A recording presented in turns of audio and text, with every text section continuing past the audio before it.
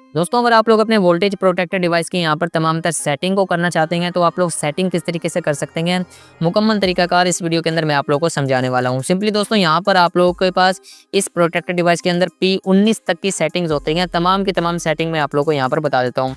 Simply आप लोग यहाँ पर सेट के बटन को प्रेस करना है, P1 की सेटिंग आ जाएगी। यहाँ से आप लोग इसके नंबर्स को आगे पीछे कर सकते हैं, आप लोग की अपनी मर्जी के।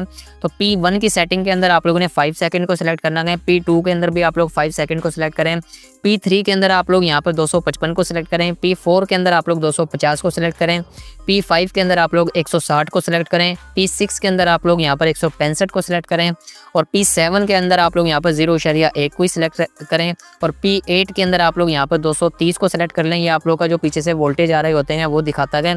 और P9 के अंदर आप लोग यहाँ पर जो अपने एम्पियर को सिलेक्ट कर सकते हैं। आप लोग के घर का जितना लोड है वो आप लोग यहाँ पर सिलेक्ट कर सकते हैं। आप लोग यहाँ पर 63 एम्पियर तक का लोड सिलेक्ट कर सकते हैं। मेरे घर का लोड यहाँ पर 15 से 20 एम्पियर है, तो मैंने यहाँ पर 20 एम्पियर तक को सिलेक्ट किया हुआ है। तो P9 के अंदर आप लोग यहाँ पर अपने घर का लोड सिलेक्ट करें। P10 के अंदर आप लोग 0.1 को ही सिलेक्ट रहने दें। और P11 के अंदर आप लोग इस सेटिंग को ऑफ रहने दें। P12 के अंदर आप लोग यहाँ पर इसको नहीं छेड़ सकते हैं, ये सेटिंग वर्क ही नहीं करती। P13 के अंदर आप लोग इसकी फ्रीक्वेंसी को 50 हर्ट्ज पर ही रहने दें।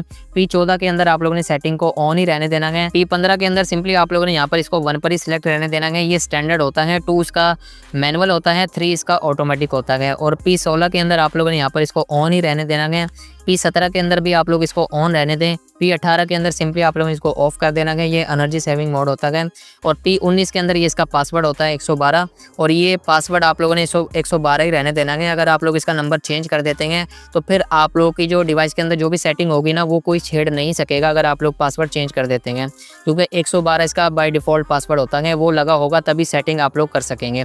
तो इस तरीके से आप लोग बिल्कुल आसानी के साथ अपने वोल्टेज प्रोटेक्टर डिवाइस की 19 की 19 सेटिंग इस तरीके से बिल्कुल आसानी के साथ कंप्लीट कर सकते हैं। जब तक आप लोग ये सेटिंग नहीं करेंगे तब तक आप लोगों का वोल्टेज प्रोटेक्टर डिवाइस लगाने का कोई फायदा नहीं होगा। तो अगर आप लोगों ने यहाँ पर ये तमाम सेटिंग कंप्लीट नहीं की तो ये सेटिंग आप लोग 19 की 19 सेटिंग इस तरीके से कर सकते हैं। इसका तरीकाकार इस वीडियो के अंदर मैंने आप लोगों को समझा दिया है।